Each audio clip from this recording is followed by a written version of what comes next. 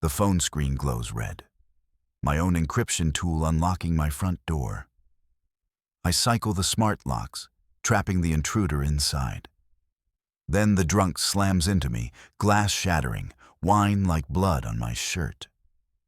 I pin him down, but my eyes flick back to the screen, where my best friend, sitting across from me, just removed his mask in my master suite. The locks won't hold. Neither will my grip. The scent of charred ribeye and expensive Cabernet swirled through the steakhouse. But David Miller's appetite vanished the moment his pocket vibrated. He slid his phone beneath the white linen tablecloth, the screen's harsh glow illuminating his knuckles. On the grainy live feed, a shadow detached itself from the oak trees guarding his perimeter. The intruder moved with a chilling, practiced fluidity, approaching the rear keypad. David's pulse hammered against his collar. The figure tapped a sequence into a handheld device, and the deadbolt clicked open with a mocking mechanical whir. His own software, the proprietary code he spent 3 years perfecting, cracked like dry glass under the intruder's touch. Bile rose in David's throat. Across the table, his business partner, Marcus Reed, laughed at a joke David hadn't heard, clinking a crystal glass against his teeth. David ignored the chatter, his thumb hovering over the interface. Every muscle in his body was coiled tight, a spring ready to snap. He watched the masked silhouette vanish into the master's suite, the high-definition lens capturing the slight shimmer of a tactical jacket. David's mind raced through the logic of the breach. This shouldn't be possible. The lock used a rolling sequence that changed every 60 seconds, a digital puzzle he'd built to be unsolvable. Yet, the intruder had walked through the front door as if he held the physical key. David's fingers began their rhythmic dance on the underside of the table. Tap, tap, tap, tap. One for Greg, one for Stephen, one for Marcus, one for Elias. The 4 friends he'd lost to the fire years ago. He counted them in, centering himself in the chaos. He wasn't just watching a burglary. He was watching the failure of his own protection. Remotely, David began to manipulate the house. He swiped through the smart home layers with a trembling hand, his eyes darting between the screen and Marcus, who was busy swirling a deep red wine in his glass. David tapped the icon for the bedroom wing. 3 floors away, heavy mahogany doors slid into their frames, the magnetic locks engaging with a thud he imagined vibrating through his own bones. The intruder lunged for the handle, yanking fruitlessly. David's finger tightened the snare, turning his sanctuary into a cage. He adjusted his tie, the silk rough against his damp skin, while the man on the screen began to kick at the unbreakable wood. "You okay, Dave? You look like you've seen a ghost," Marcus said, his voice smooth as silk. He leaned in, his wide-toothed smile gleaming under the amber chandelier light. He reached out and squeezed David's shoulder, an anchoring gesture that felt more like a clamp. "Just a glitch in the merger filing," David lied, his voice sounding mechanical even to his own ears. I need to monitor the sync. If the data drifts by even a fraction, the whole structure collapses. You know how it is. Precision is the only form of protection we have." "Relax." Marcus chuckled, rolling a sugar packet between his thumb and forefinger. The crinkle of the paper was sharp, a tiny, irritating sound that cut through the low hum of the restaurant's HVAC system. "The world won't end if you take your eyes off the screen for 5 minutes. Drink your wine. We're celebrating." David took a slow, deliberate sip of water instead, the ice rattling against the glass. He had to keep Marcus talking. He had to act like the world wasn't burning down 3 miles away. He watched the screen again. The intruder had stopped kicking the door. He was standing perfectly still, looking directly into the hidden camera tucked into the crown molding. It was as if the man knew David was watching. The silence of the house felt heavy, even through the tiny speakers of the phone. Suddenly, the atmosphere of the peaceful dinner shattered. A heavy shadow fell over the table, accompanied by the smell of cheap gin and stale cigarettes. Michael Davis, a man with a bloated red face and a shirt stained with what looked like old gravy, loomed over them. He swayed on his feet, his eyes glazed and unfocused. "I knew it," Michael roared, slamming a meaty hand onto the white linen. "I knew it was you, Bobby.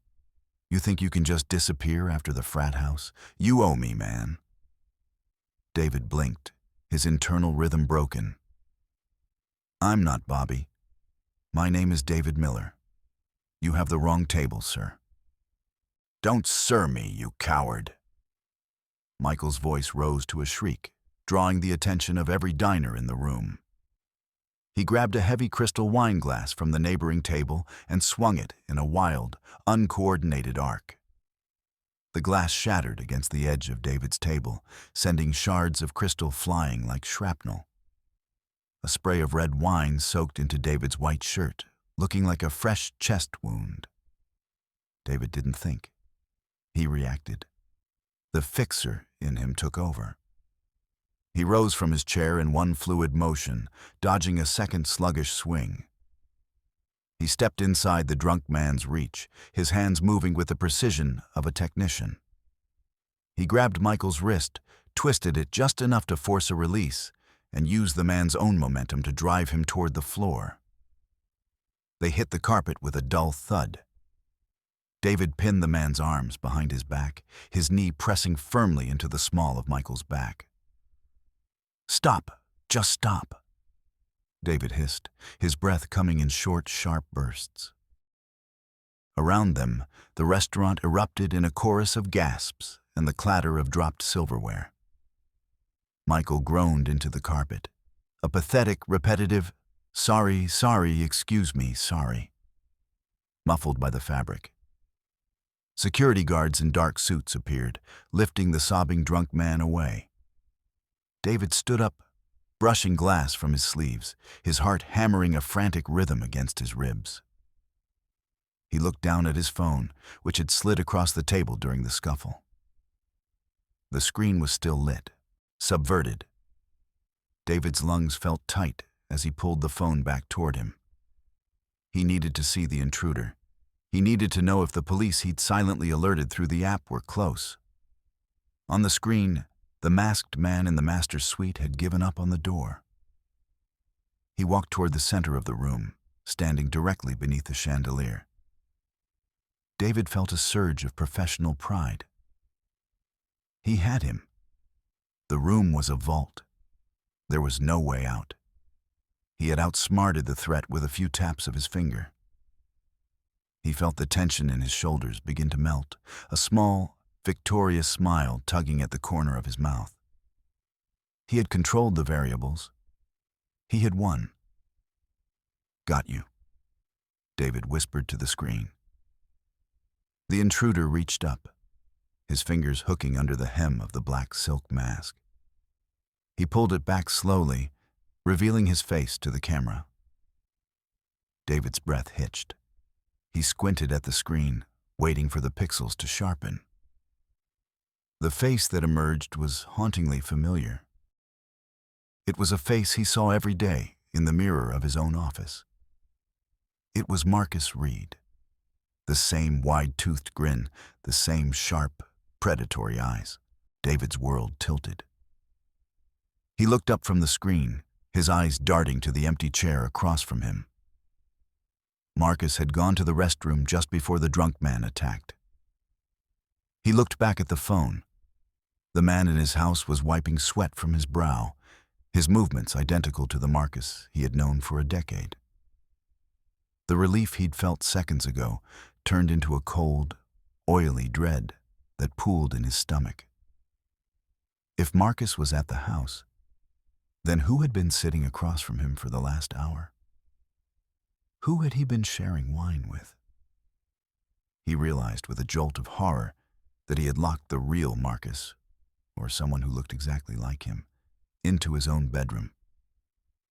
But the man at the table had been physical, warm, touching his shoulder. He felt like he was caught in a hall of mirrors. The sense of security he'd built was a lie. The locks hadn't just trapped a burglar. They had revealed a betrayal so deep, it threatened to erase his entire reality. He had handed the keys of his life to a man who was currently dismantling it from the inside, while another version of that same man watched him bleed out emotionally in a public restaurant. He wasn't the hunter. He was the prize. David's hands shook so violently he nearly dropped the device. He looked toward the restroom door, waiting for Marcus to emerge, but the hallway remained empty. The mud-stained loafers he'd noticed earlier, the ones Marcus was wearing, flashed in his mind. He realized he hadn't just been outplayed. He had been invited to watch his own execution. The restroom door finally swung open, and Marcus stepped out, adjusting his silk tie with practiced ease.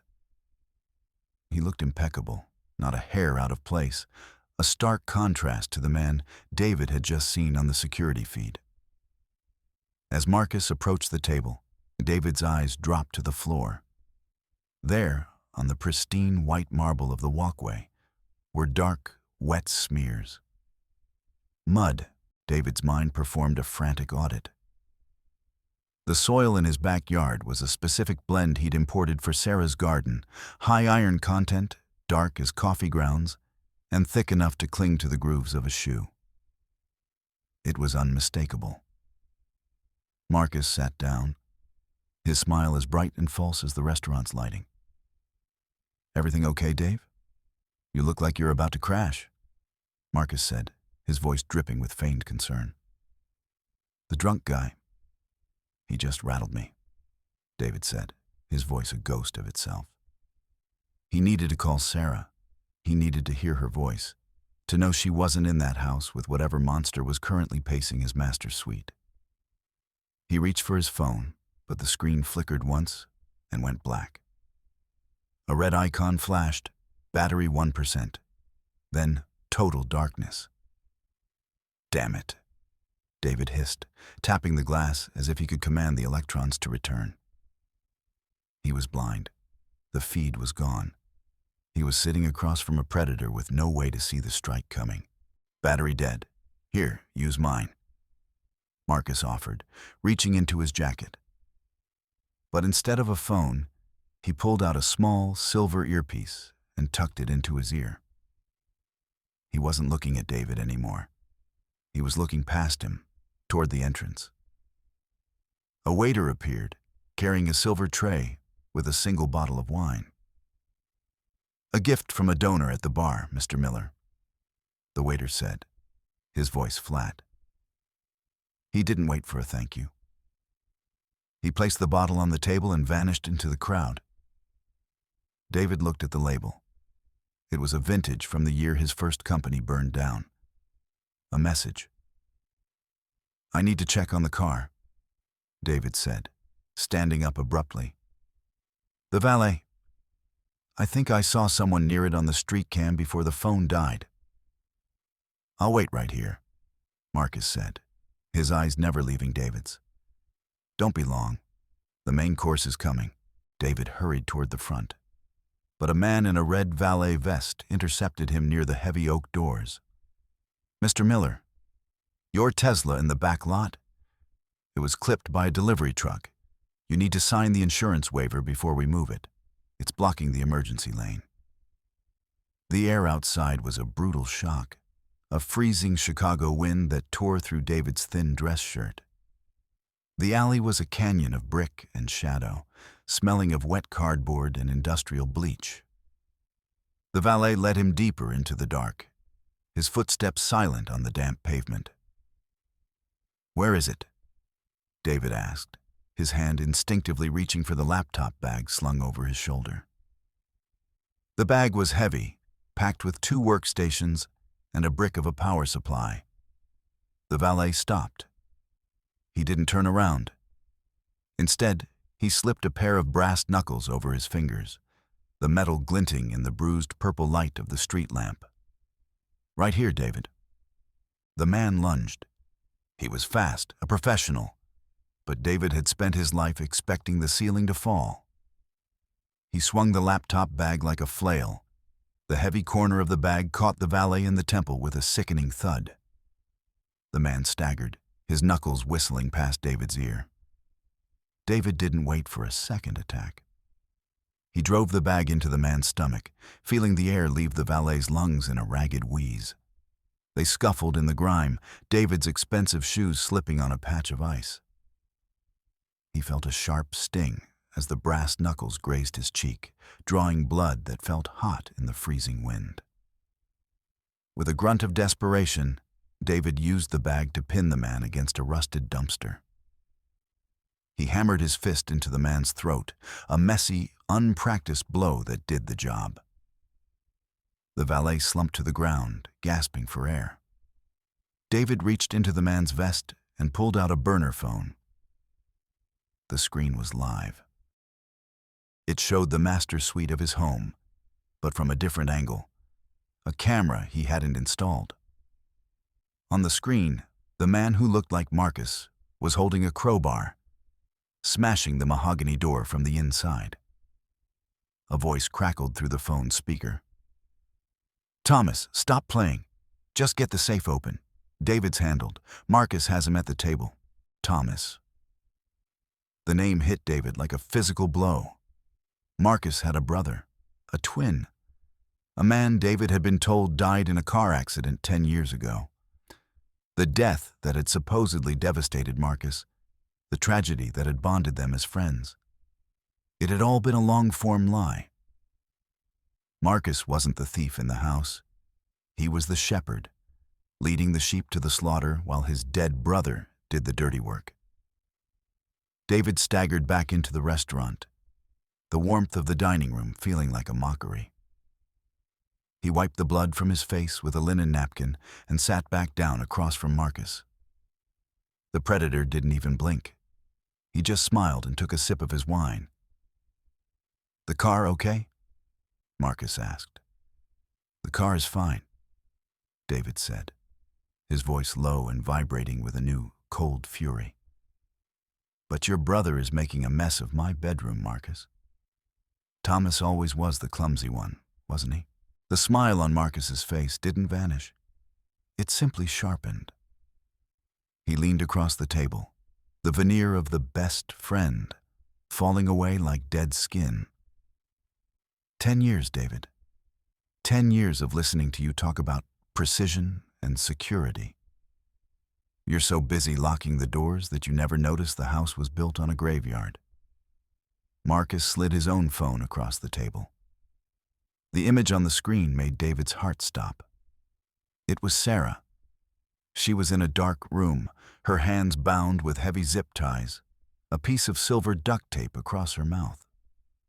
Her eyes were wide, filled with a terror that David felt in his own marrow. "You have 10 minutes, Marcus whispered.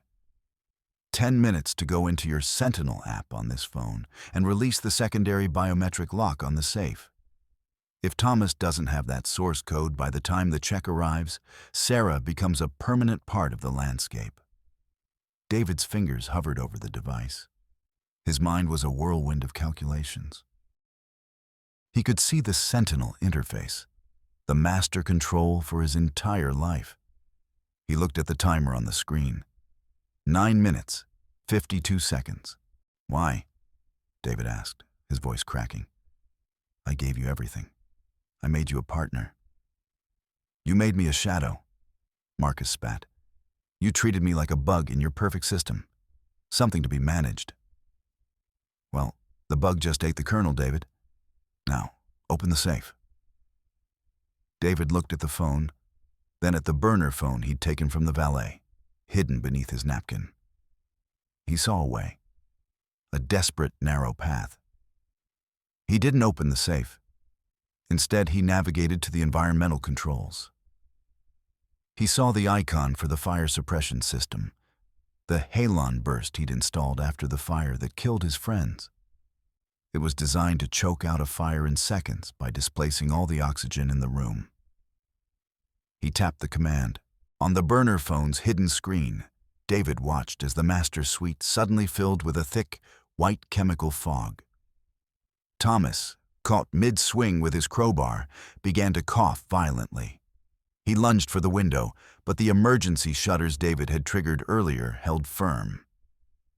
Thomas collapsed to the floor, clawing at his throat as the foam filled the room, a digital blizzard that turned the sanctuary into a tomb. Marcus saw the shift in David's eyes. He looked down at his own phone, seeing the system alert, flashing red. He didn't scream. He didn't hesitate. He lunged across the table, his hands snapping around David's throat like iron bands. They crashed back into the velvet upholstery of the booth. Marcus's face was inches from David's, his eyes wide and bloodshot. "You killed him," Marcus hissed, his fingers digging into David's windpipe. "You killed my brother." David struggled to breathe, the world beginning to gray at the edges. He felt the rough velvet of the seat tearing under his fingernails. He reached up, trying to pry Marcus's hands away, but the man had the strength of a fanatic. The sounds of the restaurant, the clinking of glasses, the laughter of diners, seemed to fade into a distant, underwater hum, subverted. David's hand found a heavy steak knife on the table. He didn't stab. He used the blunt handle to hammer at Marcus's wrist, forcing a momentary release. He gasped for air, his lungs burning. "It's over, Marcus," David wheezed. "The police are on the way. I tripped the silent alarm when I fired the suppression system. They'll be at the house in 3 minutes. Marcus sat back, smoothing his hair with a trembling hand. He didn't look defeated. He looked amused. He reached into his pocket and pulled out a small, encrypted drive. The kind David used for high-level data transfers. "You think this was about the money in the safe, David? You think I'm that small-minded?" Marcus laughed, a jagged, hollow sound. The safe was the distraction. The valet wasn't just there to kill you. He was there to clone your laptop while you were fighting for your life in the alley. Marcus tapped a command on his phone. A document appeared on the screen. It was a bill of sale, dated 4 hours ago. It transferred the intellectual property rights of David's master's source code to a private equity firm based in the Cayman Islands. "I didn't need you to unlock the safe to get the code, David. I just needed you to stay in this seat long enough for the upload to finish. While you were playing hero with the fire foam, I was selling your soul. You're bankrupt. Your company is a shell. By tomorrow morning, you won't even own the patent on your own name." David felt the floor drop away. The Sentinel app, his life's work, the shield he'd built to protect Sarah, it was gone. He had saved the house, but lost the world. The realization hit him harder than the brass knuckles. He had been so focused on the physical threat that he'd ignored the digital heist happening right under his nose. He was a master of logic who had been undone by his own vanity. He had thought he was the one holding the snare, but he was the one in the cage. And as for Sarah, Marcus leaned in, his voice a cold whisper. She was never at a secondary location. She was at the house, David, in the basement, where the fire suppression system doesn't reach. But the fire Thomas started before he choked, that'll reach her just fine. David's heart plummeted. He looked at the waiter, who had returned to the table, but this time he wasn't carrying wine. He was flanked by 2 large men in overcoats, their hands hidden in their pockets. "Time to go, Mr. Miller," the waiter said. David looked around the room. No one was coming to help. The diners were lost in their own lives. He was alone in the light. He felt a sharp prick against his ribs, the tip of a knife through Marcus's napkin. "Stand up," Marcus commanded. Smile. We're just two friends leaving a lovely dinner. David stood, his legs feeling like water. He looked at the restaurant's ceiling, at the smart lighting grid he'd helped design as a consultant years ago. He saw the junction box near the kitchen, one final variable. "Wait," David said, his voice steadying. "If you're taking everything, at least let me finish the wine. It's a 94, isn't it? The year of the fire." He reached for the bottle, but his hand slipped. The heavy glass bottle shattered against the table's edge, sending a spray of alcohol and glass into the air. In the confusion, David lunged for the wall-mounted tablet that controlled the restaurant's atmosphere. He didn't enter a code. He shorted the circuit by jamming the silver fork into the charging port. A spark erupted, a brilliant blue flash that smelled of scorched dust. The lights died instantly. The restaurant plunged into a thick, suffocating darkness, broken only by the screams of startled patrons. In the void, David moved. He didn't need light. He knew the layout of this place by heart. He felt the cold metal of the steak knife in his hand. He didn't strike Marcus. He felt for the man's wrist and sliced the zip tie Marcus had been preparing. He used the knife as a lever, twisting Marcus's arm behind his back and slamming him onto the table. 1, 2, 3, 4, David whispered, his fingers tapping the rhythm on Marcus's skull. "Everyone is accounted for, Marcus, except you." The heavy oak doors burst open.